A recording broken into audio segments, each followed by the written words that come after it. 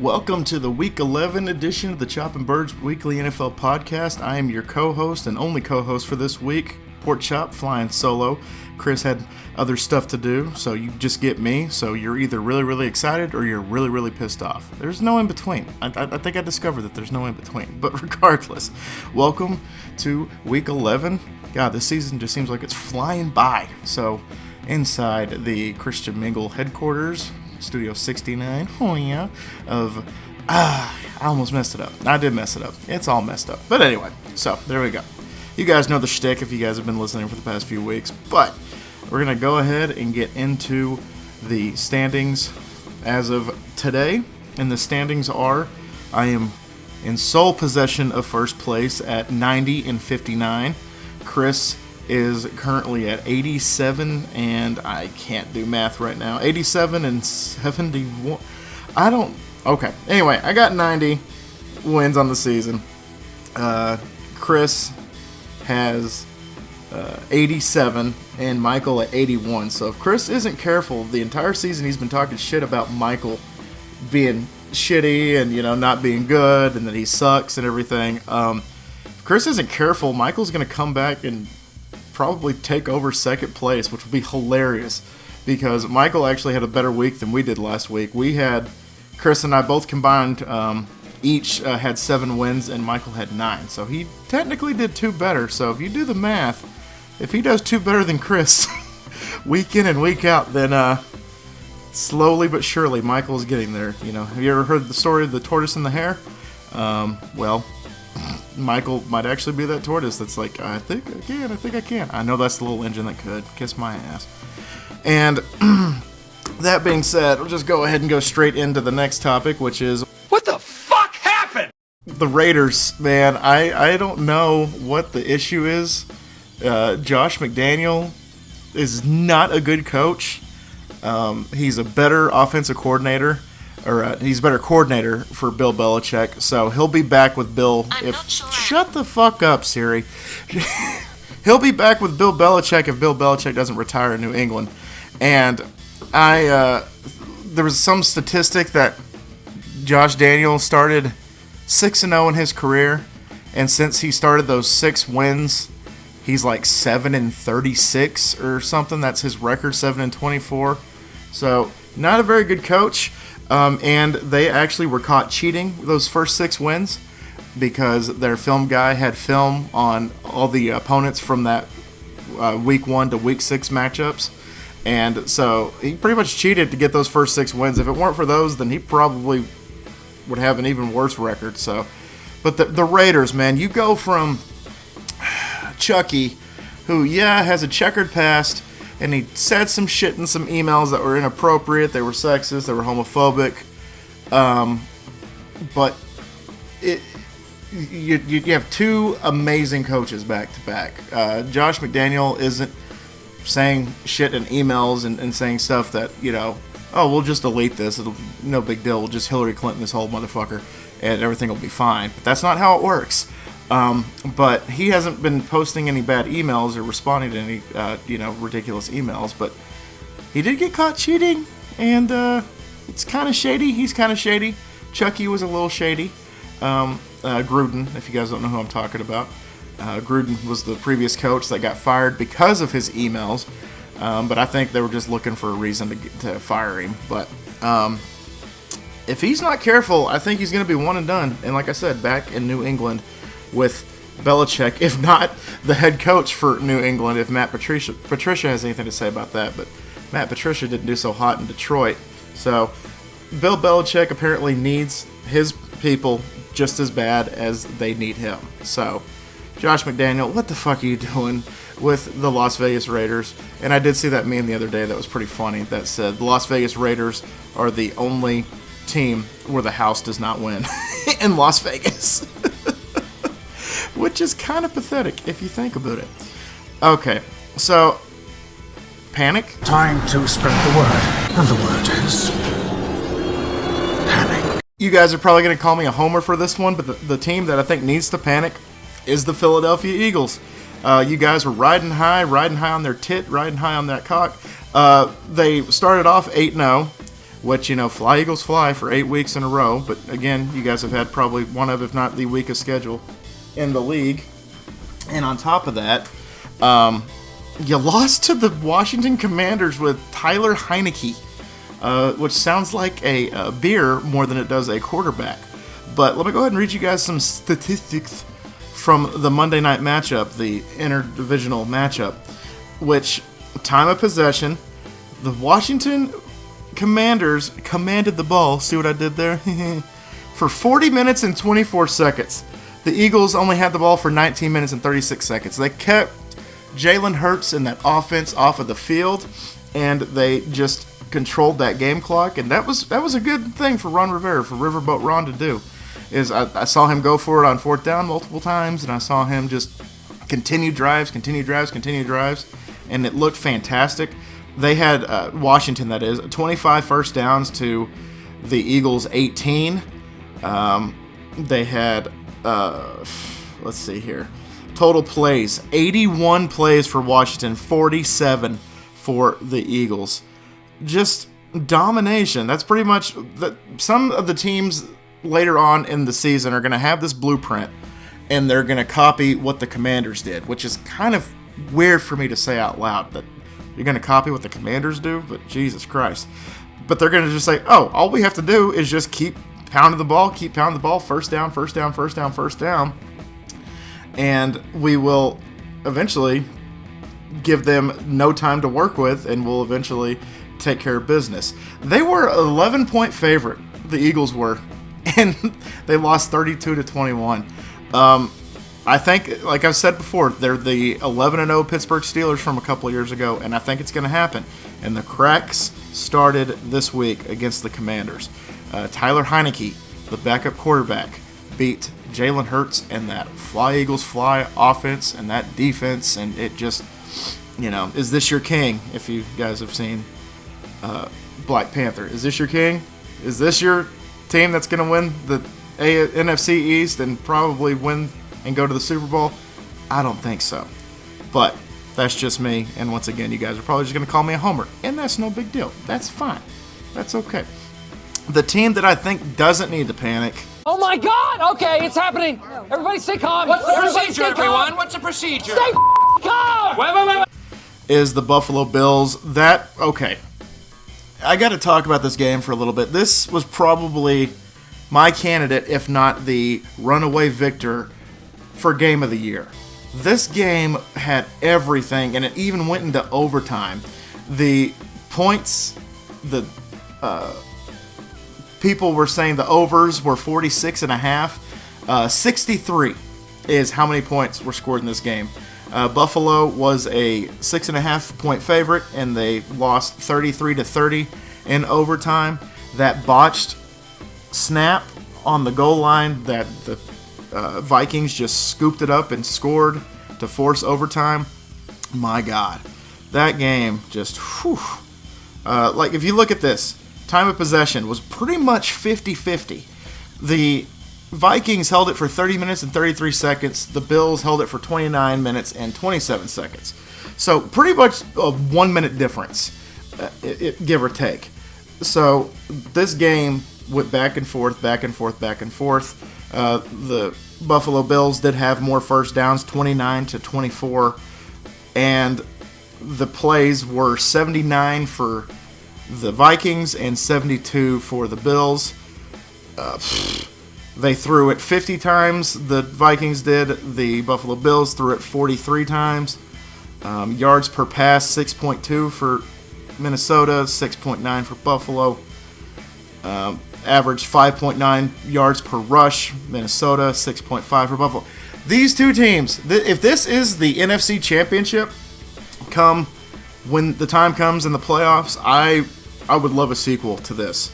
And, some sequels, whether it be The Empire Strikes Back or Godfather 2 or, a few other movies, some sequels, The Dark Knight, some sequels are just better than the first one. And if we get something like this for the NFC Championship, then I'm going to get my nachos, I'm going to get my popcorn, I'm going to prop up the freaking recliner, and I'm just going to enjoy myself because, wow. But Buffalo, I don't think needs to panic. Josh Allen was a game-time decision, and he's still did the best that he could. Josh Allen, he did throw those 2 interceptions, both to Patrick Peterson. He did throw for 330 yards. He only had 1 touchdown, but he did rush a lot. 6 rushing attempts for 84 yards. Just, the dude's an absolute monster. And they were like, oh, he might not even play. And he gave it his all out there, and he did fantastic. And Kirk Cousins, 30 for 50, 1 touchdown, 2 interceptions also. He ran 6 for 12, so he averaged 2 yards a carry. And Josh Allen averaged 14. So some are more talented than others, but one person doesn't make a team. It was definitely a team effort to get the Minnesota Vikings to win. And like I've said, every team in that division, minus the Packers, more on that later, has a soft spot in my heart. I love the Vikings, I love the Bears, and I love the Lions. And if your name's not Green Bay and you're in that division, you got a special place in my heart. So very good, Buffalo. Don't panic just yet. But if this happens, 2, 3, 4 times in a row, then you might want to start panicking a little bit. The fantasy player that I think you guys should pick up this week is Christian Watson, the wide receiver for the Green Bay Packers. There we go. Here I was talking shit on the Packers, and here I am telling you to go pick one up. The wide receiver, he had 3 touchdowns against my Cowboys last week. Something that I want to kind of forget about. But he's only rostered in 37.2% of leagues right now on NFL.com. And he's only starting in 8.6. So if you have a wide receiver that's like on a bye or some, injury that's, keeping him out for just a week or 2, go ahead and give Christian Watson a ring. He's available in a shit ton of leagues. So go for it. Pick him up, see what happens. Try it before you buy it. He's kind of like a test run type of player. Okay, so I kind of alluded to it earlier, but let's go ahead and talk about my Cowboys. My Dallas Cowboys lost to the Green Bay Packers in overtime. That's crazy that 2 NFC North teams forced overtime, and they both won. So, damn it. But, yeah, the Cowboys, let's go ahead and take a look at these stats. They lost 31-28 to Aaron Rodgers. The overs were hit. This game went back and forth for a while. The Cowboys had a stranglehold, and then for some reason they just, I guess took some NyQuil during halftime and just fell the fucking asleep because I don't know what happened. But we had a 14-point lead at one point, and before this game, and of course it took Aaron fucking Rodgers for us to do it to us, we were 195-0 if we lead by 2 touchdowns or more going into the fourth quarter. 195-0. We were undefeated if we're up by 2 touchdowns going into the fourth quarter. And then, of course, Aaron Rodgers had to put that 1 in the other column because, Jesus Christ. Dak didn't look that great. Our receiving core, especially Lamb and Schultz, ran multiple bad routes that caused Dak to throw 2 interceptions. I think they both were CD's fault. CD just didn't run the right route. Dak anticipated the throw and just threw the ball where CD was supposed to be and picked off. So, but he did throw for 3 touchdowns. Passing yards were 265, and he rushed 4 times for 6 yards. 1.5 yard average. Okay, Tony Pollard rushed for 22 attempts for 115 and a touchdown, and Malik Davis was 5 for 38. With Ezekiel Elliott sidelined still with an injury. But if that's the running back duo going forward, like say next year we decide to get rid of Ezekiel Elliott, then I'm okay with the Pollard-Davis duo. I think they're both great. CD targeted 15 times. He caught 11 of them, 2 touchdowns. Schultze also had a touchdown, but they both ran really bad routes. It just looked really bad. Also, penalties were ridiculous. Let's go ahead and take a look here. Time of possession, 32 minutes and 13 seconds for Green Bay, 27-47 for the Cowboys. We had more first downs, but that doesn't mean shit if you're not putting points on the board. Let's see, penalties here. Penalties are just crazy.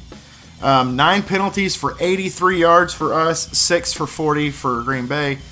I think there should have been one more penalty called against Green Bay. they held CD Lamb like they were on a date. They were just holding him and kissing him and, making him feel wanted and needed, and he made him feel beautiful. You could see clear as day. You could take a look at the screenshots. You could take a look at the play. CD was held on that play, and the refs didn't call it, just like the refs didn't call that face mask with the Philly and Commanders game, but that's like I said, a different story. We also fumbled the ball once. Green Bay fumbled the ball 3 times and lost 2 of them, so they got 1 back. We threw 2 interceptions, like I said earlier, and I mean, overall, we just and then both those interceptions they took back for 68 yards. Green Bay did. Aaron Rodgers just continues to show that he's the boogeyman, that he's our Achilles heel, he's our Dracula, he's our Freddy Krueger.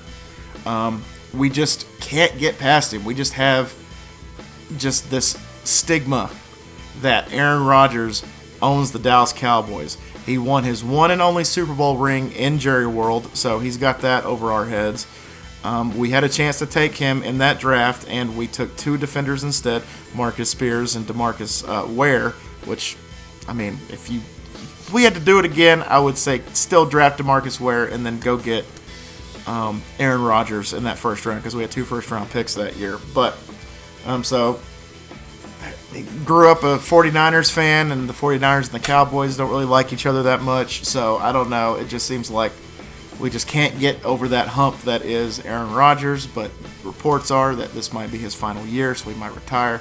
So Jordan Love or whoever, maybe they can bring us some luck going forward, and the Dallas Cowboys can get past them, and we could actually start beating the Green Bay Packers again. Dak did it back in 2016, but it's a what have you done for me lately type of league, and Cowboys have been sucking high and tit against Aaron Rodgers as of late. So pains me to say, but yeah, we lost. We got Minnesota this week.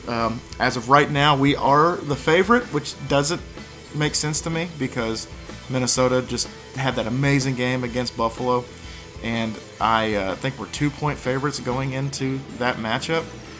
It's not in prime time, so that means Kirk Cousins is going to turn it on, and I wish it was Sunday Night Football. I would give us a chance, but a little bit more on that later. But regardless, how about them Cowboys? Kind of got to get our heads out of our asses, and we got to stop these stupid penalties because they're hemorrhaging our ability to go out there and score more than 28 points against Green Bay. We should have scored probably 2 more touchdowns on top of that. But anywho, since Chris isn't here, but we usually skip the parlay, but he did go ahead and send me the screenshot of his 3-player parlay. Parlay.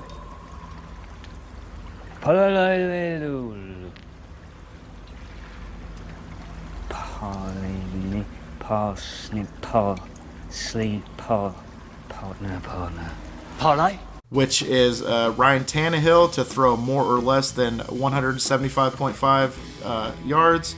He has him throwing less, which I think is doable. Aaron Rodgers to throw more than 237.5 yards.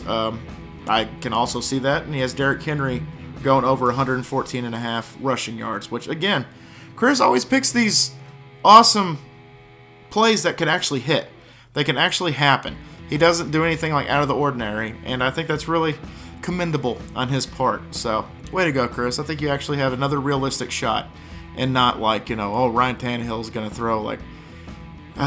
if this happens to him, I'm going to be so pissed. If Ryan Tannehill throws 176 yards, then I will be so pissed for Chris, and I'll be like, sorry, buddy. Better luck next week. And also, speaking of Chris, that being said, if he were here, I would ask him one important question. And that question is, who you got? But since he's not here, I'll just ask you, the viewer. So, let's go ahead and pull this up on the fantasy app. So, for Thursday night, like I've mentioned previously, we do have the Tennessee Titans at the Green Bay Packers. Chris has the Titans. I also have the Titans to secure this win on Thursday night. Do they play like every other Thursday? I don't get this shit, but that's not for me to determine, evidently. The first noon game for Sunday. No Germany game, no London game, no Mexico City, I think, is the next game. But Chicago at Atlanta. I am going to go with Chicago. Chris is also going with Chicago. The Cleveland Browns at the Buffalo Bills. Going with the Bills. Chris is also going with the Bills. I think this is going to be a good game for them to come back from. Because last week they got that ridiculous loss to the Vikings, but I think this is a good comeback game for them. The Philadelphia Eagles at the Indianapolis Colts. I'm going to go with the Eagles, but Jeff Saturday is 1-0 in his coaching career right now, so I guess ride it high, buddy. Let's see what happens. The New York Jets at the New England Patriots. I'm going to go with the Patriots. Chris is going to go with the Jets. That guy that did the coin flip thing at the beginning of the season has the Jets losing this week, coming off their bye. So he's been 9-0 since, everything. So I'm going to go with the Nostradamus coin flipper, and I'm going to say that the Patriots are going to win. And I'm getting a spam call. You can go fuck yourself. Patriots. Chris is picking the Jets. LA Rams at the New Orleans Saints. I'm going to go with the Saints because Cooper Kupp is out due to an injury. Chris is also going with the Saints. How about that? The Detroit Lions at the New York Giants. I'm going to go with the Lions. The Lions are one of those teams that play really, really hard, but they just fall to unforeseen circumstances, which is you have the best offense in the game, but you have the worst defense in the game. So something's got to give. They did get a 1-point victory last week, so I'm going to pick them for the spoiler this week. So I'm going to go with the Lions. Chris is going to go with the Giants. Carolina Panthers at the Baltimore Ravens, going with the Ravens. Chris is also going with the Ravens. I think Sam Darnold's supposed to start this week, which is nuts because you have Baker Mayfield, and I think P.J. Walker is injured, so he's on the bench. Okay, coming off of a high victory, the Washington Commanders at the Houston Texans, going with the Commanders. Chris is also going with the Commanders. Las Vegas Raiders, who I was just talking shit about earlier in the episode, versus the Denver Broncos. Broncos country, let's ride. We're both going with the Broncos. That was the 3:05 game, so that's the first afternoon game. The next one is my Dallas Cowboys at the Minnesota Vikings. I'm going to go with the Vikings because it's not in prime time, and Kirk Cousins, I think, is finally going to get his. We did beat him last year on Halloween with Cooper Rush, so this might be their just desserts game for them. So it pains me to say, but I'm going to go with the Vikings, realistically, but also, obviously, pulling for the Cowboys to win. Cincinnati Bengals at the Pittsburgh Steelers. I'm going to go with the Kitties. Chris is also going with the Kitties. The Kansas City Chiefs, Sunday Night Football versus the Los Angeles Chargers. I almost said San Diego. Jesus Christ. Chiefs. Chris is also picking the Chiefs. And Monday Night Football, the San Francisco 49ers at the Arizona Cardinals. I'm going to pick the Niners because Call of Duty Modern Warfare is still out there, and Kyler Murray didn't play last week, and he is 0-2 since the game launched. He'd much rather do that than actually, play football for a living. He actually wants to play Call of Duty. So, how many differences do Chris and I have? We have 1, 2. If I'm not careful, Chris is actually probably going to come back. So 2. It looks like we just have 2 differences. Everything else looks about the same. So Chris isn't going to be able to catch up, but Michael might. So let's go ahead and just lock in those picks. Last week it wouldn't let me, but this week it decided to be nice to me. So there you go. Guys, you know the drill. Submit your picks down below. Thank you all so much once again for dropping by. Sorry Chris couldn't be here, but you got me for almost over 24 minutes. So there you go. And always remember, my little piglets, call it pork chop, loves y'all the mostest, and make good choices, especially in the goddamn pick'em. Bye, guys.